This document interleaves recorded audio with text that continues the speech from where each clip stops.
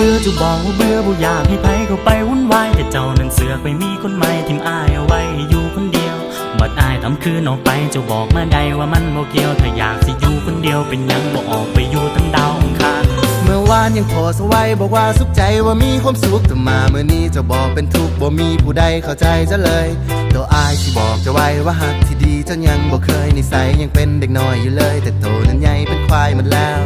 แมวมันเคยเห็นปลาแต่หมามันยังสิกินขี่สันดานแบบนี้มึงเป็นแต่น้อยจนหอดมือตายควายที่ว่ามันโง่ยังมีประโยชน์เอาไว้แค่ไทยแต่เจ้ามันคนซื่อบ่มีหัวใจหักไผก็ได้ลืมง่ายให้ใจไปทั่วโอ้ยทั้งซัวทั้งมัวตัวหลอกบอกหักจนเป็นนิสัยบ่คิดจริงจังกับไผบ่เคยสิใส่คำว่าจริงเหตุไฟตรงกันข้ามหลงกลเลยยอมทุกสิ่งเพื่อกินจนเบิดทางไปใช่ถ้าไม่ตายเอาบาดสุดท้ายคือบอกลาแบบหน้าด้านมาบอกว่าหน้ารำคาญว่ามียังสิดีขึ้นหากกันมาตั้งโดนบ่แม่นสิว่ามือนี้มืออื่นมันบ่ดีขึ้นก็ย้อนไผ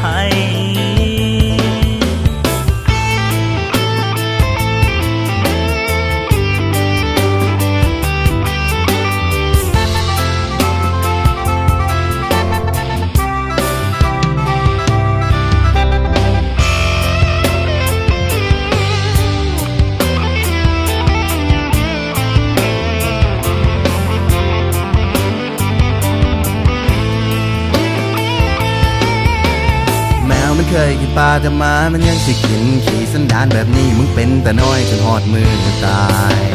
ควายที่ว่ามันโง่ยังมีประโยชน์เอาไว้แก้ไทยแต่เจ้ามันคนซื่อบ่มีหัวใจหักไผก็ได้ลืมง่ายให้ใจไปทั่วโอ้ยทั้งซัวทั้งมัวตัวหลอกบอกหักจนเป็นนิสัยบ่คิดจริงจังกับไผบ่เคยสิใส่คำว่าจริงเหตุไฟตรงกันข้ามหลงกลเลยยอมทุกสิ่งเพื่อกินจนเบิดทางไป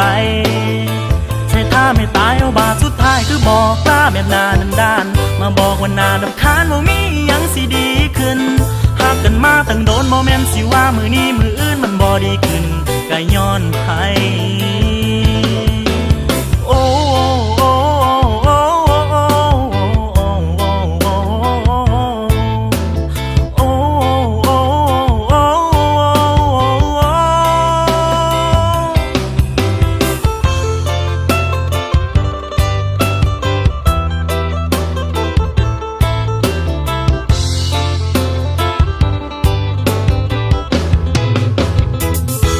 ทั้งมัวตัวหลอกบอกหักจนเป็นนิสัยบ่คิดจริงจังกับไผบ่เคยสิใส่คำว่าจริง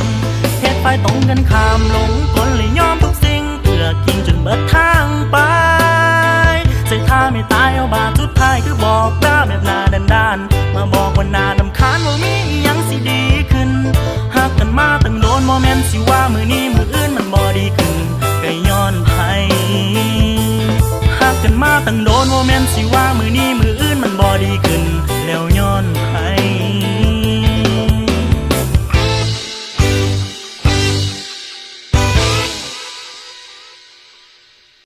ทั้งซัวทั้งมัวตัวหลอกบอกหักจนเป็นนิสัยบ่คิดจริงจังกับไผบ่เคยสิใส่คำว่าจริง